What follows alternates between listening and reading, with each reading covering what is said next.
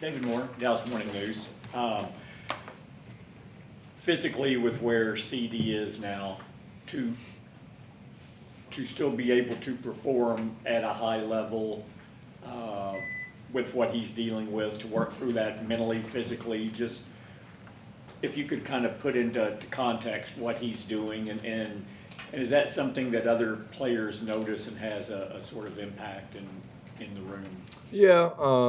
Well, first of all, most guys this time of year, beat up, right? They're all dealing with stuff.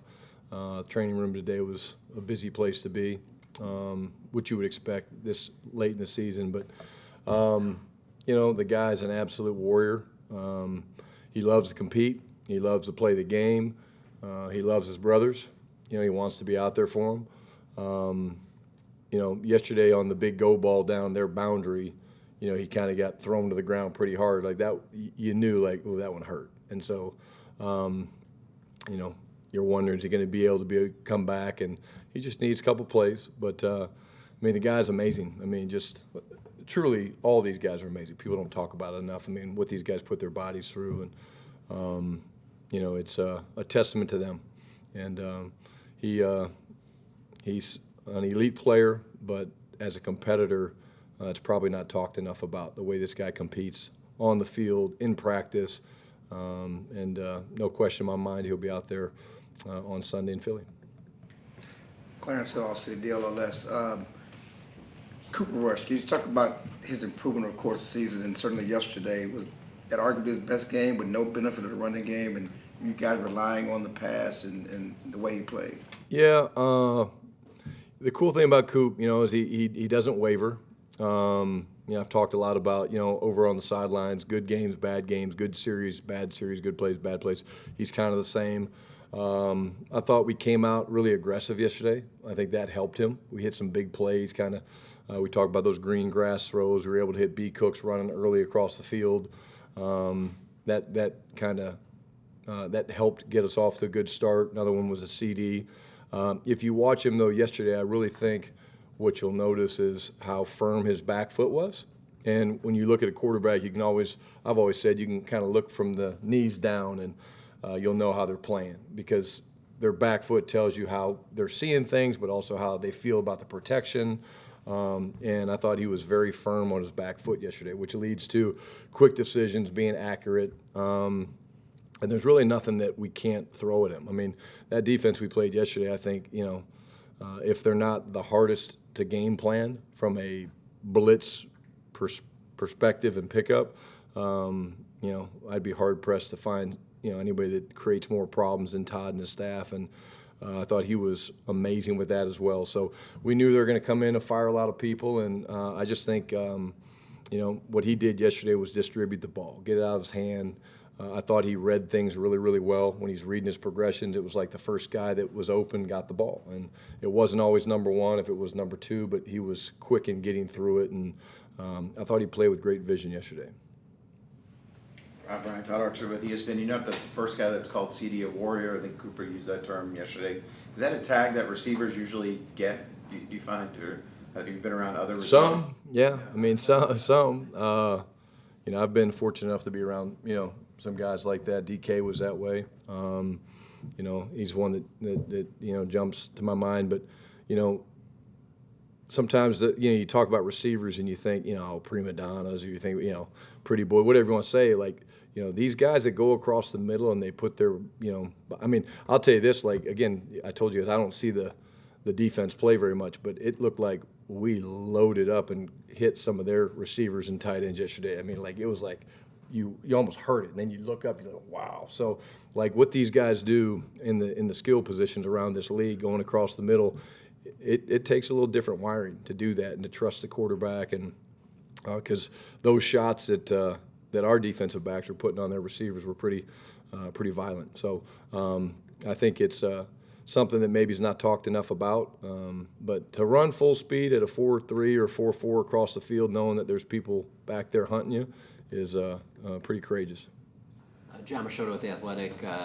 You and several others on the sideline seemed genuinely excited for Ezekiel Elliott when he came running back after he had that 1-yard touchdown run. Can you just take us through the decision to put him in there and just the sideline after when he came back. Yeah, again, I think this guy's done so many things right, not just this year, but for this organization. And, I think it was really cool to see us get big. They kind of actually fired John, double-edged pressure. They brought everything they had.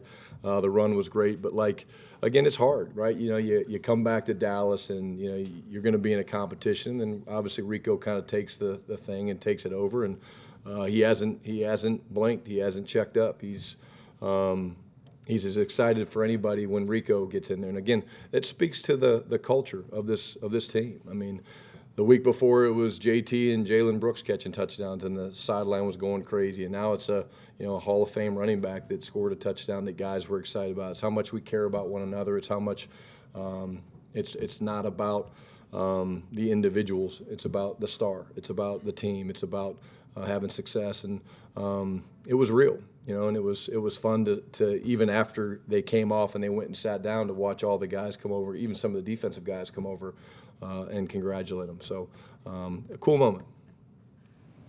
Saudis of The Athletic. Brian, in 2022, you were in a different position, but still in the building. Cooper went 4-1 in that stretch. He's 4-1 in his last 5 starts right now. Which stretch kind of stands out to you more as more impressive? Good question. I think obviously, in 22 when I was just consulting, I was really doing more of the defensive side of the ball. So I'm going to obviously say now, just because being around him every day, talking to him every day, being with him on the field, seeing his calmness, his influence on the rest of the guys, it does not go unnoticed. What he's been asked to do and some of the things he's been tasked to do, little shorthanded at times, is remarkable. And yesterday's a great test because we weren't running the ball very well. Obviously, they did a good job of coming in and taking the run away, and they made us have to go and throw it. And he was able to throw the ball and throw it well and see things well. And so I think he's playing with a lot of confidence right now. And I think that's a good thing. It's where we need to be right now with the 2 games left to play. You talked about the distribution, completed a pass to 8 different targets. How important is that, and how difficult does it make it for the defense when a quarterback is not relying just on the one superstar receiver or one security blanket or something like that? Yeah, I think it just shows you the quarterback's ability to get through progressions. Again, Flournoy, Ryan had some great catches for us yesterday. Obviously, when CeeDee got banged up and we weren't sure how he was going to be able to, what it was going to look like. I mean, Flo came in there, made some big-time plays, which was great. Again, it's what you need. It's like this year has been a revolving door at most positions. And, I think that you're clicking on all cylinders when you can spread the ball around that much. We're always trying to get those over 55 rushing attempts and completions, but when you're getting it to 8, 9, 10 guys, which we've done in a handful of games this year, it shows you that, again, the quarterback's seeing things well. And anybody that's up and active, you want them to get involved. You want them to play, you want them to have a role. It doesn't always work out that way, but when you're playing well and you're playing with some confidence, it usually does. Calvin Watkins, Dallas Morning News. I feel like you were using Turpin in the backfield a little bit more. Just your thoughts about how that finished for you guys. Yeah, I know, the first run he had, he was on the safety. I know he wants that one back because it was like a punt return, Turp, and you were one-on-one with that guy. If it was a kicker, you would have definitely made a miss. I think he got a little too – he was really excited, actually.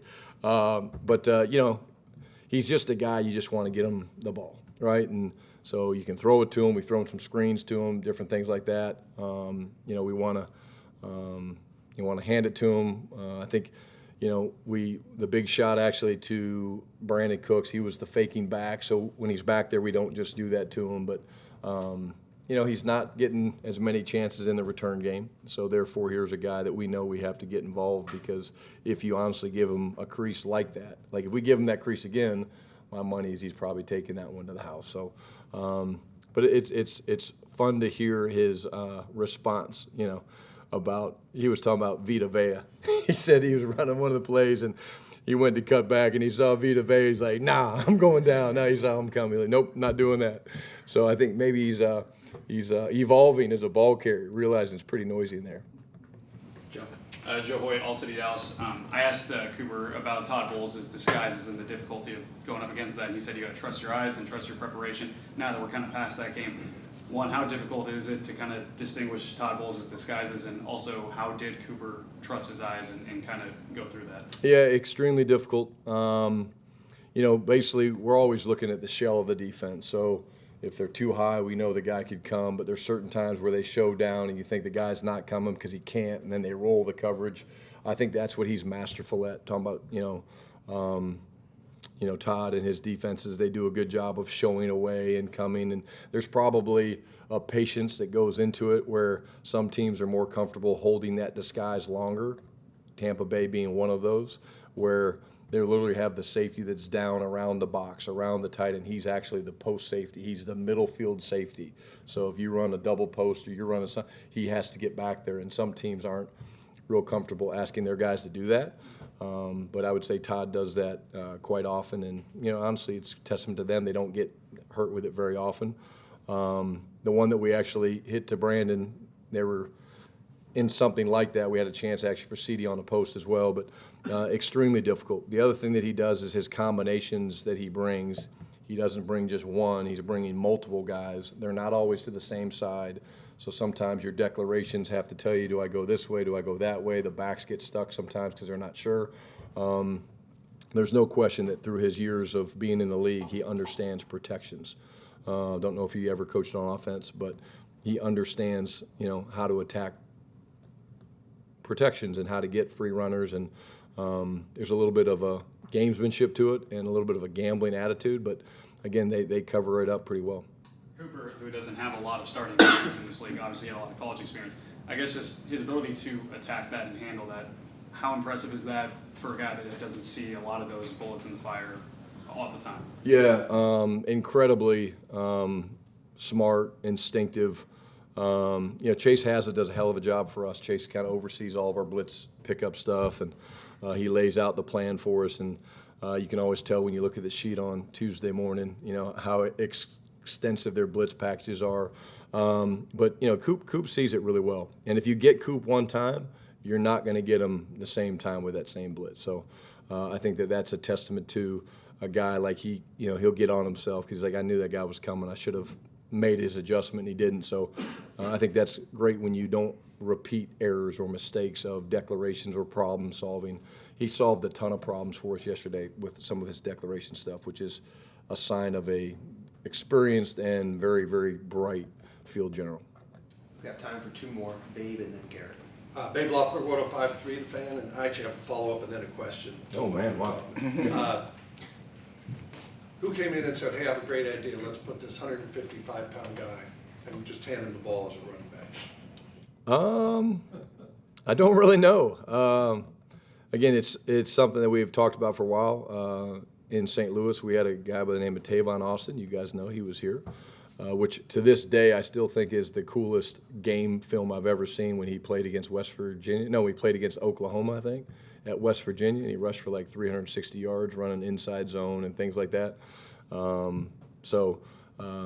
When you've got a guy with natural run instincts, it's which is what Turp does. Like, literally, we don't overcoach Turp. We teach him the steps, we teach him to read, and then we kind of stay out of his way because it's instinctive for him. And I think, when you do it and you have success, Babe, it's like, okay, well, if he handled that scheme, then maybe we can add another scheme. And, okay, well, he handled that one. So, and again, really, with a guy like that, you don't want to just run him on the perimeter because obviously there's tells to that. So the defense starts knowing if that's the place you're going to run them, then they do things to take that away. But, again, like I said, he has the instincts to attack in multiple spots. And then you got a couple of over routes yesterday. They seem to have gone out of the offense. And the one to Cooks, and I think the other was to Flournoy. How'd they happen to work their way back in? Well, I think running the ball better over these last 4 or 5 weeks has helped that, right? We knew this team was going to come here and load the box against us. I mean, Todd's and his defense is always going to want to have an extra hat in the box to stop the run, and I think that was a big part of it. The action and the mesh between the quarterback and the back, and then the sell of the lineman up front. People don't talk about the sell of the lineman up front is more important than almost anything, because if it feels like we've always told the lineman, if you make a great run action, then guess what? The defensive line's not going to rush as hard because they're going to be looking for the ball. And so help yourself by coming off with a low hat and low pads and coming across the line of scrimmage slightly. That's a big part of it. So I think our guys have bought into that philosophy. Garrett Podell, CBS Sports. Brian, there have been some questions about Cooper Rush's yards per attempt, but he hit a pretty long one to CeeDee for 52 yards. Now, not all of it was in the air, but a lot of it was. What does that say about kind of Cooper's confidence attacking downfield, feeling comfortable to do that now that he's been in for a little bit, and also just his evolving connection with CeeDee? Yeah, well, again, I'll jump back. I mean, he missed CeeDee on a similar type throw earlier in the game. He threw it too quick, and he overthrew him by like 10 or 15 yards. It came out a little too fast. But like I was talking about earlier, like here's a guy that doesn't repeat mistakes. So come back, similar concept, sees CeeDee's one-on-one, and the throw I just thought was beautiful because CeeDee was down there with the corner, and he didn't try to make the perfect throw where you hit him exactly in stride. Like he just kind of put it up there, 50-50 type ball, and CeeDee went up and battled for it and got it. And I think that speaks a little bit to what we were talking about.